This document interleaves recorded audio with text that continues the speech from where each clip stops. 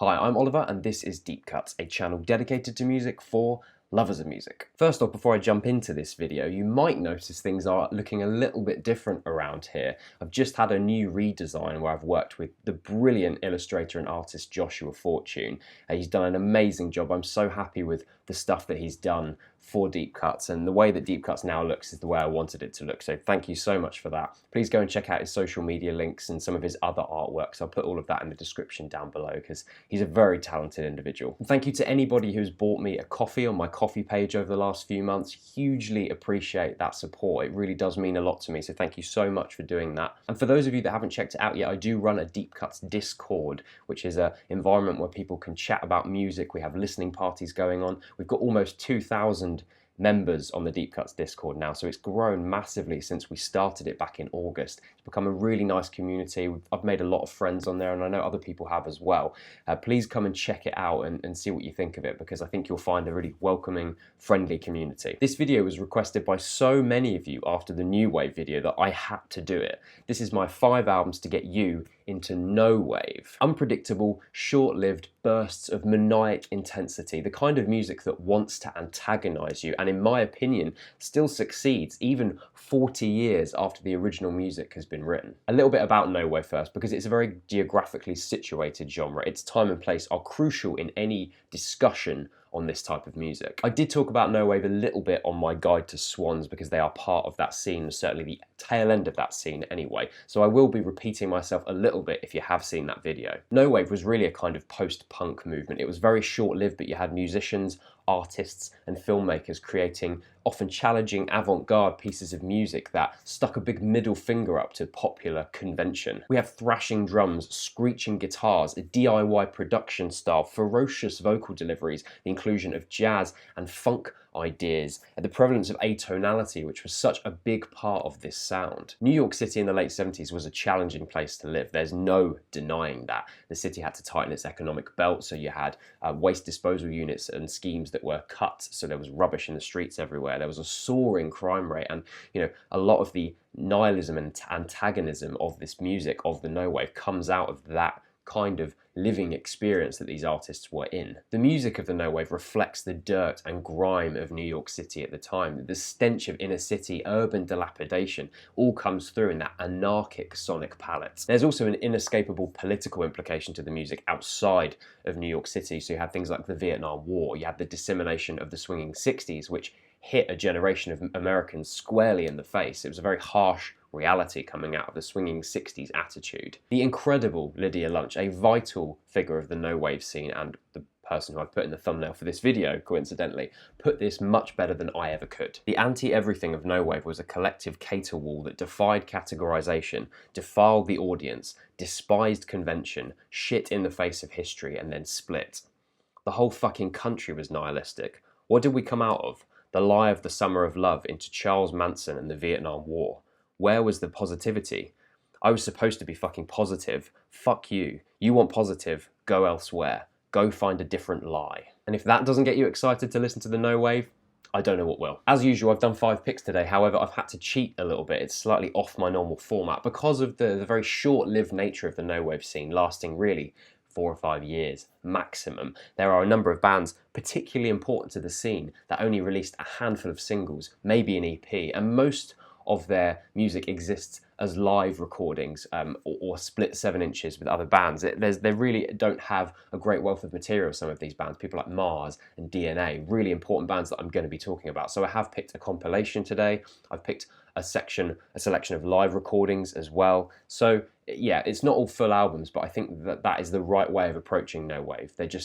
There's no point in me picking records for the sake of it. I think if you want to get into this style, you need to listen to a live recording. You need to listen to this compilation. Also, Alan Vega's influential band, Suicide, is not on the list today, which might surprise or even anger some of you. Maybe you need to calm down if it does anger you. The reason I haven't included Suicide on the list is because I think of it as proto-no wave, really. They did influence a generation of musicians, specifically in New York, because they were a New York-based band. However, I don't think their sound really fits into the no wave style. So if you do want to hear where a lot of the influences for no wave came from, definitely listen to Suicide. But it's the reason I didn't include their music on the list today. Number 1, the No New York compilation released in 1978. So I'm starting off with the compilation that birthed the term no wave and gave massive exposure to this little underground scene in New York City. And it all begins with someone you might not expect. Brian Eno. Eno attended a music festival in New York in May of 1978, and it was 10 bands over 5 days. And obviously these bands made quite an impression on him because he loved the sound that they were creating. He felt that it was a brave unknown that they were creating with their music. So he went to Island Records and he convinced them to commission a compilation of these bands. That's quite a bold move because if you think about it, these bands were not known really outside of the small New York community. So the fact that Eno felt that compelled to release this music out to a wider audience, I think speaks volumes to the quality and the exploratory nature of this music. All of these bands were making music that was fricative, that bombarded the listener, incited confusion, and made a frickin' racket, basically. A no-holds-barred blast of resistance. It's no wonder when you listen to this record that Eno was compelled to document this sound in some way. Of the 10 bands from the festival, 4 appear on the final compilation. We have Teenage Jesus and the Jerks, DNA, Mars, and Contortions. These 4 bands form the backbone of the no-wave scene, so much so that 2 of them will appear on this list again a little bit later on. Contortions were led by sax player James Chance, who later changed the band name to James Chance and the Contortions, and then changed it to James White and the Blacks. They kick off this compilation with 4 tracks, the first being the furious Dish It Out, which has this compelling atonal sax solo from Chance covering the pulsing backline of the band. When his vocals kick in, they are enraged. I mean, Lord knows what this must have been like to experience live. It sounds as if he's coming apart at the seam, unraveling in his hysteria. I think when you listen to this kind of music, you can hear the influence on bands like Big Black, musicians like Steve Albini, that kind of enraged, anarchic approach to music. The music is ugly in many ways, and purposefully so. I'm going to skip on talking about Teenage Jesus' tracks on this compilation because they are my second pick in a minute, so I'll skip them. So Mars, the 3rd band on this compilation, No New York, and their total recorded discography comes to about 30 minutes, which is brilliant. So it's like a blink and you'll miss it discography. But I honestly think that their work is my favourite on this entire compilation. Mars is avant-garde, it's difficult, and yet it really holds your focus. The first track to appear from them on this compilation is called Helen Fordsdale, which is an absolute beast of a track. It explodes with these tom-led 16th note drumming parts, frantic guitar pick scrapes that give this real metallic feel, and you have this disturbing vocal delivery from either Sumners or Connie, and I'm not sure which vocalist. I can't actually tell with this track. If you do know, let me know in the comments section. Their second track, Hairwaves, is less immediate and more spacey. Connie's vocals are celestial here, but they still retain the tension and the anguish from the first track. You have the drums building and collapsing throughout the song. You have the return of the pick scrape sound, that metallic effect, and you have the low rumble of Mark Cunningham's bass guitar. The final band on the compilation is DNA, led by Arto Lindsay and Robin Crutchfield. Another incredibly important and short-lived band of the no-wave scene. Arto Lindsay was actually good friends with the members of Mars, and their riotous performances convinced him to start the band DNA. Lindsay quickly went on to join Lounge Lizards, disbanding DNA and making it this mysterious band with very little existing material. And he has talked previously about disbanding DNA so early on. This is so great, and this is just going to calcify and not going to be as great as it is if we keep doing it. That approach is very punk, not allowing their music to get stale, and the 4 brilliant tracks on this compilation show their music never was stale. Not Moving has these metallic guitar sounds that evoke a blaring alarm, which is very jarring when you first listen to it. You have Iko Mori's relatively linear drum pattern, keeping everything feeling sparse and eerie. A track like Size skirts around an actually quite melodic guitar line, and I think in a track like this you can really hear the influence of bands like Sonic Youth, who really did feed off of the no-wave scene but began to form what we started to understand as the sort of mid to late 80s alternative rock scene. A legendary release, and really no better place to start if you want to look at no wave. Number 2, Teenage Jesus and the Jerks, live 1977 to to 1979. So I skipped Teenage Jesus and the Jerks off of the No New York compilation because I wanted to talk about this compilation of live recordings of their infamous live performances. And they really were infamous. Of course, I included a quote from Lydia Lunch in the intro to this video. She is the focal point of this key no-wave band. Lydia became friends with James Chance of Contortions, and those two set up Teenage Jesus and the Jerks together, playing these infamous 10-minute sets, these blistering 10-minute sets across clubs and underground bars across New York, and most of the tracks lasting only a minute long, or sometimes less. This live compilation contains 27 tracks and is only 34 minutes long. Yeah. James Chance didn't stick around for too long. He moved on to his own things, which I will start talking about in a little bit. So there's only a few of these live tracks that have the maniac bursts of saxophone over them. They are seriously ferocious though. Lydia's guitar and vocal presences, they define these economic, razor-sharp tracks that really stick with you despite their very short length. Her guitar tone, particularly on these very lo-fi recordings, whip your ears into submission. She had an innovative slide technique where she'd take glass bottles or like metallic objects, glass objects, and she would slide them up and down the fretboard, basically attack the strings. And the result of that is a very unpredictable, barraging sound, which creates a right cacophony against the bass guitar tones. That guitar technique is perhaps only bested by Lydia's savage vocals, which goes from an insistent chant-like quality on a track like No Morality to the caterwauling on I Woke Up Dreaming. The thing is, this being a very lo-fi recording, you might initially listen to it and think, I just cannot get into this because it's so lo-fi. The problem is, I wanted to pick a release that really defined no wave. In many ways, the live scene is where the no wave came alive, because it was about those insane live performances. It was about the sweaty basement venues. So I had to include a live performance, and I really do suggest you check this out because I think you get used to the lo-fi aspect of the recording quite quickly when you listen to this album. And that's where the no wave came alive. It was in the live arena. These tracks are of the moment. They're riotous and dangerous, and that's what these recordings capture so well. Check out the track Popularity is Boring to really get a sense of this release. It's great. Number 3, James Chance and the Contortions with Bye, released in 1979. Now for a different side of the no-wave scene, a slice of James Brown indebted funk deformity, twisted and abused into this strange and wild album. Bye is the first record released by James Chance and the Contortions, their first ever recording being on the No New York compilation released a year previously. As I briefly touched upon in my overview of No New York, James Chance is a saxophone player who also uses his vocals, both of those things together to create angular and jarring music. Bye definitely has a different musical palette to the 4 tracks on the compilation. Chance injects more funk into his brand of musical antagonism. Tracks on Bye often contain clean guitar, for example. The production on the record, it has a more of a poppy punch to it than on the Eno produced tracks from a year earlier. It's no softer because of this though.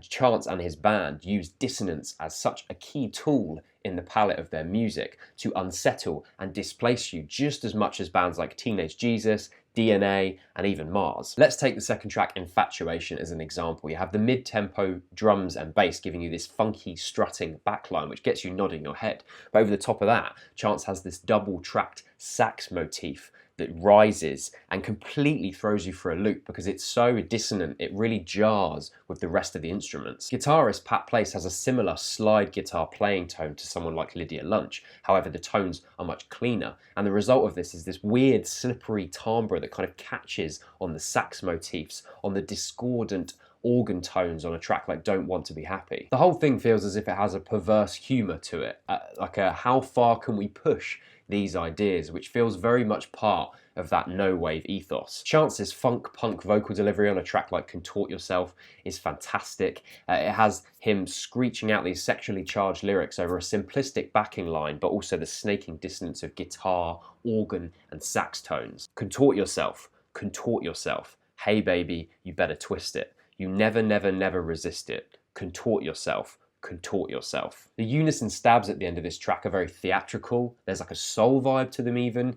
And I just think it's another indicator of bands of the no wave and musicians of the no wave taking conventions and just using what they want and throwing the rest at the wall. There's an irreverence to it, there's an anarchism to it, and I love that, and I think you can really hear that on the end of a track like this. It's worth checking out the second version of the Contort Yourself track on the James White LP released a couple of years later, because that's more disco influenced than this track, which is more funk influenced. Really interesting to hear how James took the ideas of the track and made something completely different. I just love how insane this album is. You might listen to it and it might make you scratch your head a little bit, but it's a perfect example of what the no wave scene was about. Number 4, Glenn Branca with the Ascension, released in 1981. Glenn Branca is an experimental musician who had a profound impact on a generation of musicians and artists who are determined to do something innovative, view art in a different way. He grew up in Pennsylvania, apparently falling for music when he first heard the Kinks' You Really Got Me on the radio and wanting to replicate that scratchy, distorted guitar tone for himself. Moving to New York after graduating, he co-founded another influential no-wave band, Theoretical Girls, which you should go and check out, and they disbanded in 1981, leaving him to release his debut solo record, The Ascension. The Ascension is in many ways a hybrid of no-wave and avant-garde. There's 5 tracks on this album. 2 of the tracks are over 12 minutes long, so gone is the short, spiky fury of a band like Teenage Jesus and the Jerks, and you have a much more lengthy, considered approach to making music. In a great interview with The Quietist, Branca said this: "I like to take people somewhere. I like to fuck with people's heads, and that requires thought. That requires writing." Again, a very different approach to other no-wave bands like Teenage Jesus and the Jerks. It's much more planned and methodical, this form of music making, but it's still game-changing and it's no less fricative and no less important. Branca approached the Ascension pretty academically in some ways. He wanted to experiment with different guitar tunings and the resonances that happen when you play a guitar really, really loud. To do this, he put a band together, one of the members being Lee Ronaldo of Sonic Youth, and they started to flesh these tracks out. There is actually a real variation of approaches on this record, and each one is surprising and masterfully constructed. Structure is a metallic dirge that absolutely slams. It's completely crushing everything with its insistent repetition. You want to hear where Swans got that from? Listen to this, like the paranoia that gushes out of this thing.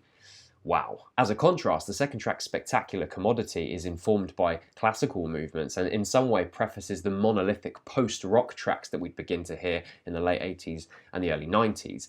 The number of emotions that you go through on this track is really quite something. The tension in the 30-second note string hits, the choke of the crash cymbals, the horrible resonances that warble out into the din. As it reaches its conclusion though, it all of a sudden finds its melodic motif, feeling like a genuinely rewarding climax after the barraging minutes preceding it. Genuinely one of the best tracks I've ever listened to. I think the first time I heard this track, I put it on 10 or 11 times in a row just to keep experiencing it, because it's an amazing piece of work. Similarly, the track Lightfield and Constance offers up similar emotions. The pinched harmonics on the guitar giving a surprising amount of emotion and melody, and there's a theatrical quality to Branca's instrumentation here. I wouldn't actually be surprised if some of you want to disagree with me on Branca's The Ascension being a no-wave record. It's very different to the other bands and albums that I've been talking about. However, you just can't talk about the no-wave scene without talking about Branca. I think he was so important to this scene, and the kind of music that he was making was so influential and profound to a number of different musicians and artists. This album's bloody brilliant, and I couldn't not include him, so if you disagree with me, fine, we'll hash it out in the comments section. Not to mention that I think this album is a bona fide masterpiece, whatever genre you want to call it. Number 5, Swans with Filth, released in 1983. Controversially, perhaps, I'm ending on a band that didn't really actually exist in the original no-wave scene, but were heavily influenced by it. Of course, Swans, a band that many of you will be familiar with anyway. They formed in 1982, and they were very informed by the no-wave scene that came before them. And Filth, even if it is fairly derivative of the no-wave sound, is a violent, masochistic experience which you really cannot leave out if you're going to talk about no-wave music. The fury and sickness of Jira's band at this early stage is brutal, and I think what makes it even more muscular is Michael Jira's throaty, deep growls, which lead, the metallic intensity and the thrashing of the instrumentation. I'm not going to talk about this album much because even though I think if you're interested in no wave music, you should absolutely check out a band that was very informed by the sound and the style of the no wave, I've talked about this album at length and the band at length on my big long 45-minute guide to Swans. So if you want to listen to me talk about Filth a little bit more and the other music that Swans made and their kind of the way that they formed out of the no wave scene, check out that in the top left hand corner, please. Swans moved on to different sounds and styles going into the mid-80s and beyond, but I feel like this early records like Filth and Cop, they really do form part of the no wave scene. Even if it is the tail end of it, even if it is informed by the original no wave scene, you have to check out the music they were making. Even if they're approaching their style of music in a more stylistic way than bands like Teenage Jesus and Theoretical Girls, DNA and Mars were. This is probably the reason Swans are seen as outside of that no wave movement. The bands I've talked about on the rest of this list were just making music that they wanted to make. They weren't really informed by any styles that came before them, perhaps other than maybe Suicide. Whereas Swans came along, they saw a sound that they loved and a scene that they loved, and they wanted to replicate that, but in an even more violent and intense way. Those first bands were just doing what felt right to them. They wanted to make a holy racket, do something anarchic, and in doing so, cemented their place in musical history from this very small scene in one city. But yeah, Filth is a great album anyway, and it's great to hear a record so influenced by this no wave scene, and it'll be a good album to listen to once you've listened to the other 4 records on this list. And that is my 5 albums to get you into no wave. I hope you've enjoyed the video. I hope you enjoy the records if you haven't listened to them before. If you have listened to them before, let me know what your thoughts are in the comments section below.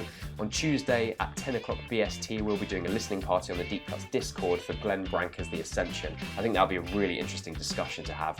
So please come along and join us for that one. I will be back next week with the April album review roundup. There's some interesting releases to talk about. So thanks for watching. I'll see you then.